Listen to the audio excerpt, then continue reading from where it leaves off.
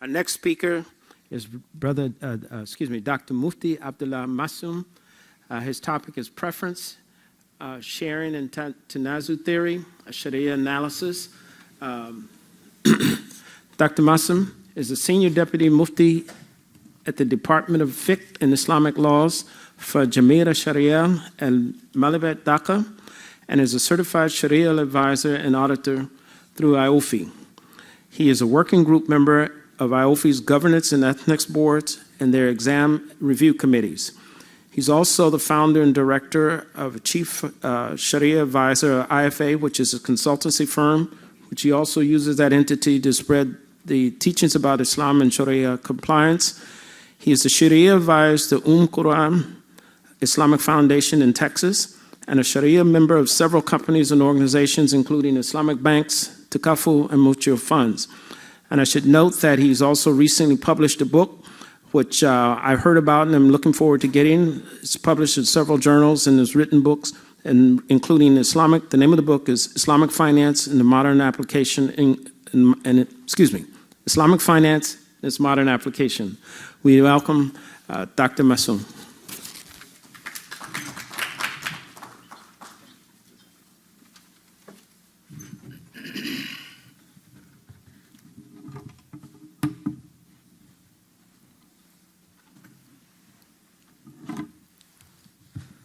Assalamu alaikum wa rahmatullahi wa barakatuh.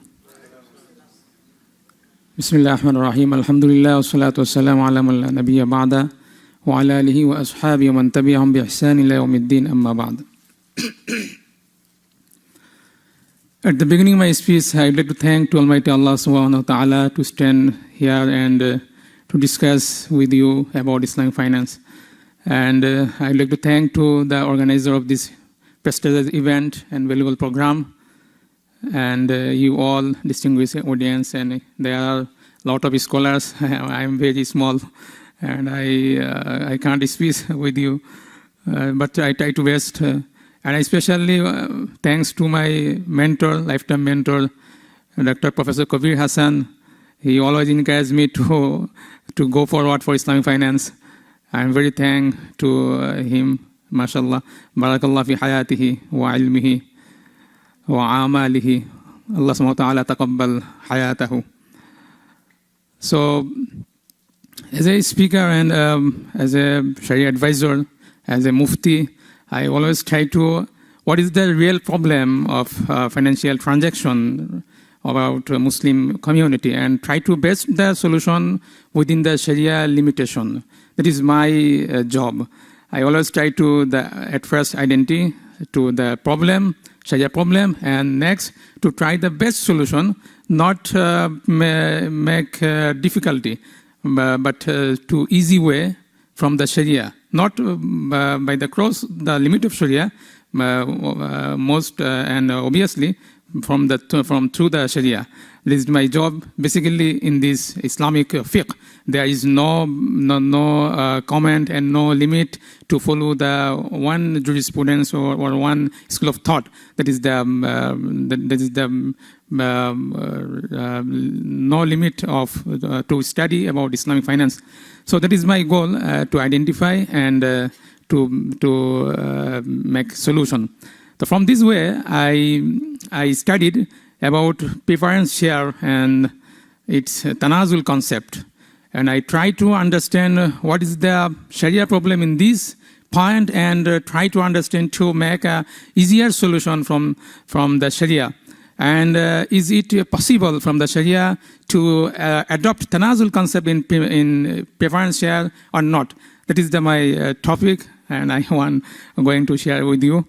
And very, very thanks to you for having patience with me.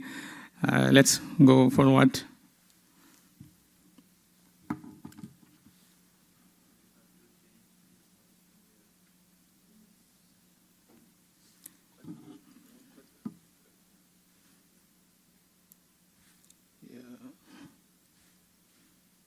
Yeah, thank you so much. The topic is preference share and Tanazul theory, Sharia analysis. There are 4 units under this topic we are going to share. Number of Unit 1 and Introduction of Preference Share, PS. And number 2, Sharia regulation on PS. And Unit 3, Tanazul concept and PS, Preference Share. And Unit 4, proposed Sharia framework of IPS, Islamic Preference Share. I'm going to share in short, not length. Unit 1 and Introduction of PS. Preference share is a special type of share with which is security of capital and dividends are almost granted. The basic features are 3, namely, it specifies the number of dividends received, which is not in ordinary share. Number 2, specific profits are paid to them earlier than other shareholder. And number 3, sometimes when the company goes bankrupt or winding up, their capital is repaid first from the company's asset. And you can see there are major 3 rights of preference shareholders, and from of them, one conversion rights, and then redemption rights, and finally dividend rights.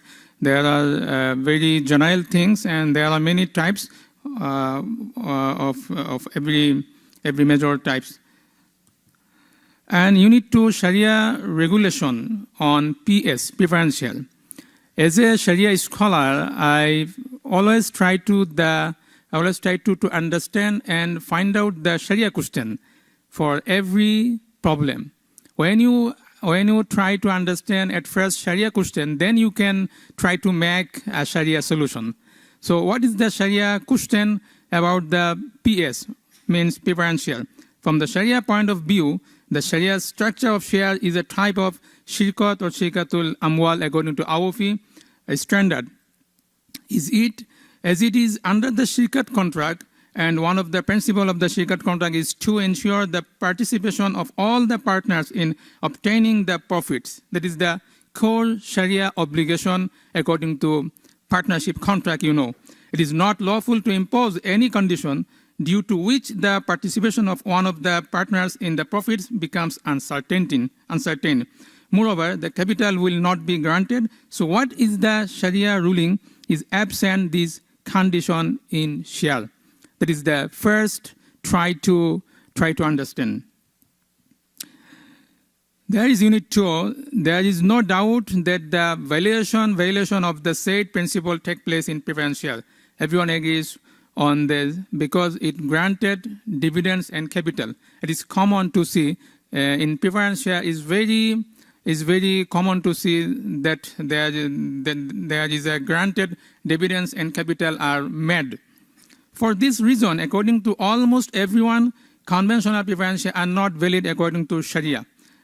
There are many references according to Awafi Sharia and International Islamic Fiqh Academy, Jeddah, all recommend that and commended that the preference, ordinary preference share and conventional preference share is not valid according to Sharia. There is a reference I don't want to say about the reference you can see. And Unit 3, Tanazul concept and PS. What does do think about Tanazul concept? Because preference share, I have mentioned earlier, it is not permissible. It is fully prohibited, conventional preference share. So the step to make a Sharia solution through Tanazul concept, is it right fourth step or not? So Tanazul concept, what is Tanazul concept? The word Tanazul is Arabic, means to come down, give up, etc. There is another word close to it is isqat, which there is a mistake of word, isqat, in Arabic isqat, which means to cancel or omit. For instance, someone has preemption rights, but he released it to the buyer. That is the concept or meaning of Tanazul or isqat according to Islamic Sharia. Some scholars have suggested the application of the Tanazul theory to legitimate preference share. Their arguments are following. Preference shareholders are given priority in receiving profit to the common shareholder. It means they relinquish that right to the preference shareholder. in the event of liquidation of the company, all shareholders, including other common shareholders, have equal right to receive capital. That is the common practice. And however, they have waived that right in favor of preference shareholder. That is the concept of Tanazul, and adopt this concept to make Sharia solution for preference share. So, Unit 3, Sharia review. Is it right way to make Sharia solution through Tanazul concept or not? That is my research, and this research I made by help from my mentor, Professor Dr. Kabir Hassan. I again thanks to my professor to help to make this research. So fundamentally, Tanazul or Isqat is permissible in Islamic Sharia. There is no doubt. It has diversified applications. Nonetheless, in certain cases, it is not permissible or effective for some special condition. So we can understand easily that Tanazul concept basically is okay, but there is some condition to adopt in Sharia, in making Sharia product. So the principle in these cases, in this case is shortly, that which is concerned with haqqul ibad, right of worshipper, right of banda, haqqul ibad, and does not violate anyone else's right, as well as there is no specific Sharia prohibition. In that case, it is permissible to relinquish one's right to Tanazul. That is the fine. For example, debtor emancipating a debtor from a debt or liability, liberating a self. That is a common example that is all accepted from the Tanazul concept. Similarly, Tanazul does not apply to such a right which is the right of a slave or banda or worshipper will it has been established by the Sharia with the intention of a pervasive maslahat, for example, the extent or punishment of adultery. So, Sharia, from the Sharia review, is it right to adopt the Tanazul concept in this regard? So it has been explained that Tanazul cannot be applied to every aspect. That is the clear from this little speech.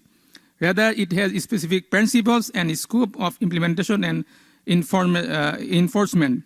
Such, this the theory of Tanazul does not apply to usury practice. That is the core point in my little speech.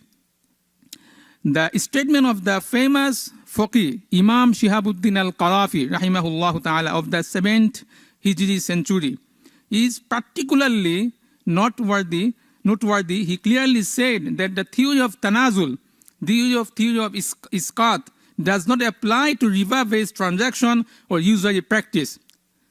Anwar al-Furuq, the name of book wrote by him. So that is the clear statement about to adopt Tanazul concept.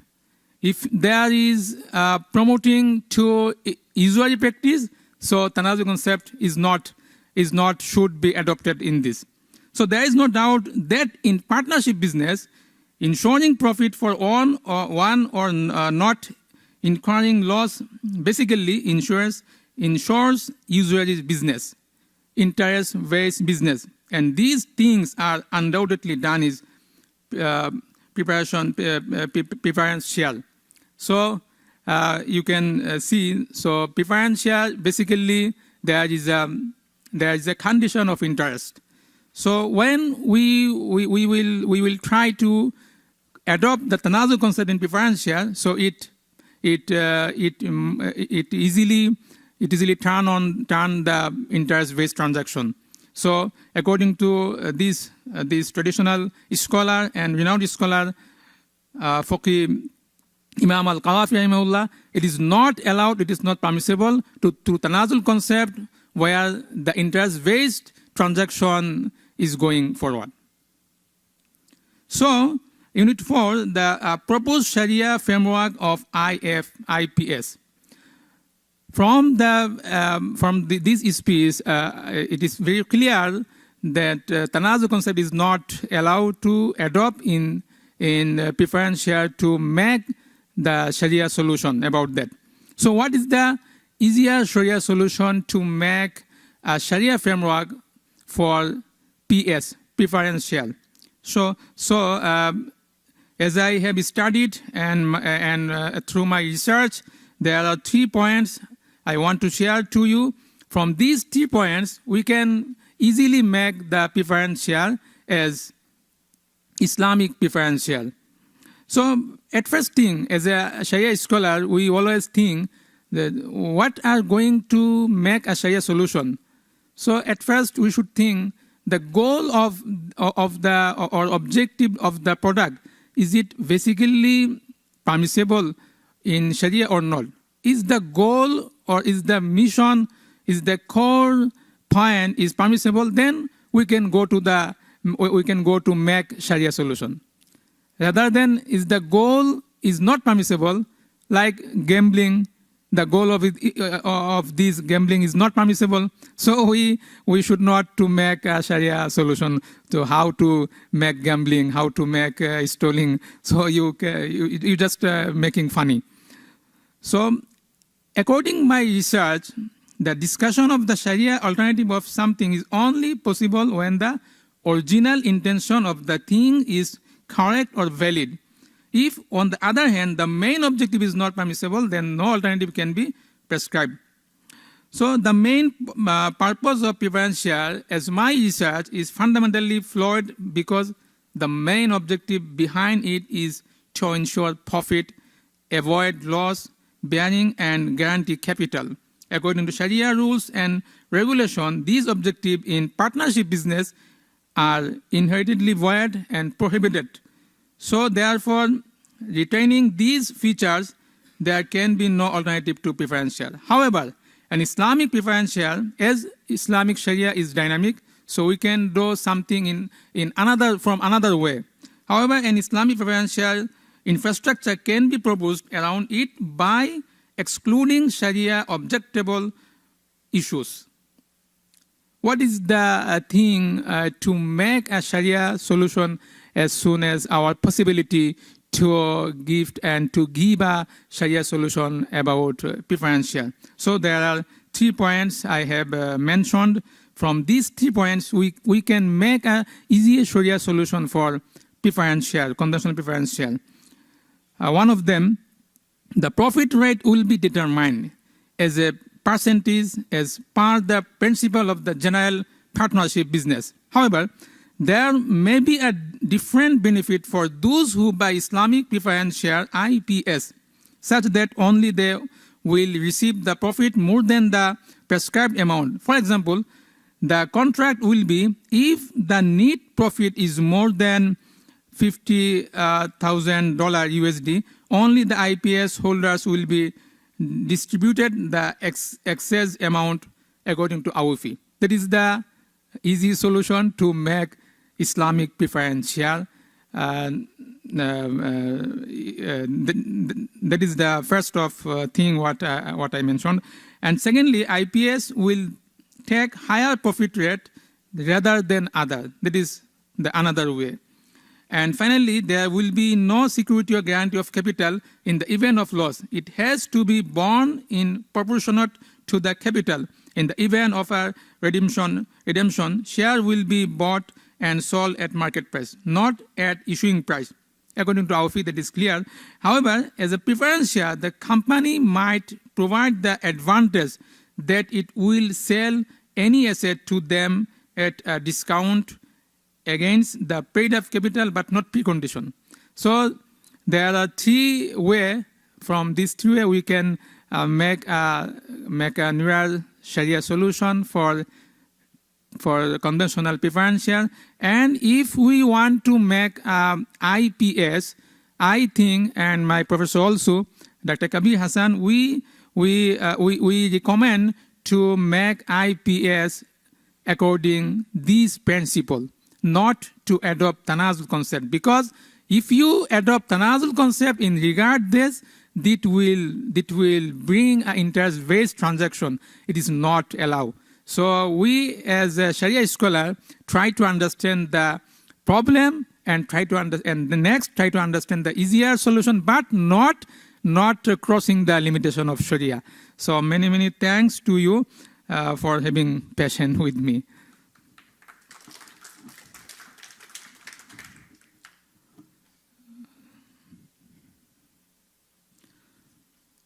So if you have any comment. One or two questions, please.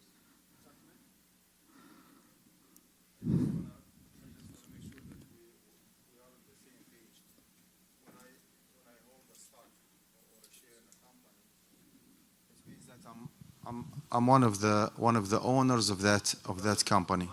He is more proficient in Arabic. You can ask him Arabic so that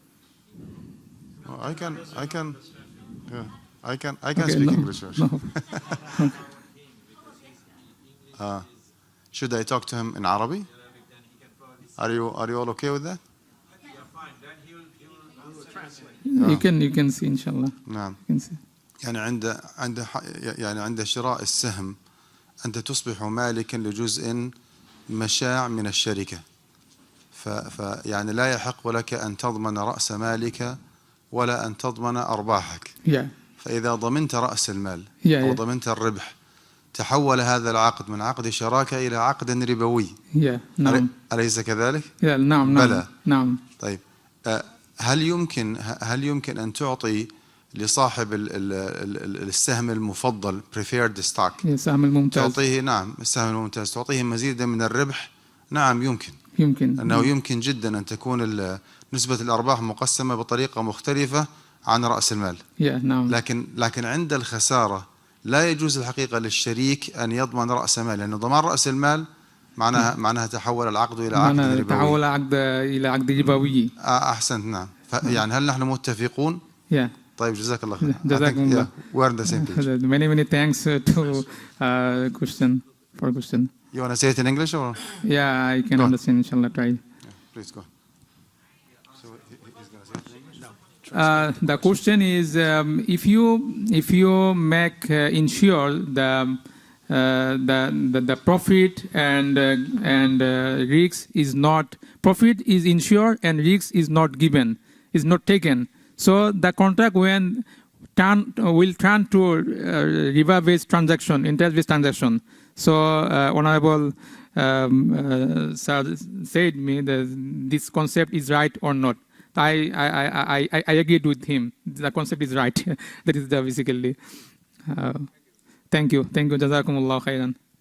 Thank you so much. Yeah. Assalamu alaikum. Thank you for that. I'm a portfolio manager. I work with institutional investors, individual investors. In a little over a decade ago, working with Catholics, Christians, and Jewish community, they did not particularly care of certain corporations and how they were applying their business practices to their community. So they involved in shareholder activism. So I run a small portfolio. We do shareholder activism. Question: how can I apply Sharia law in areas of, say, banking or other industries that are not friendly to Sharia practices or the Islamic community, but as a shareholder activist, becoming a board member, we can influence them to what we want to do and how we want to do it. And however, at the beginning, the corporation may not be Sharia compliant to invest in, and we know that going in, but we take a minority position in the company, get on the board, influence the corporation to more Sharia practices into our community. So I think we should at first to develop our knowledge and basic knowledge. Then we can understand what is real Sharia and real not. So that is the thing as I thought. So thank you.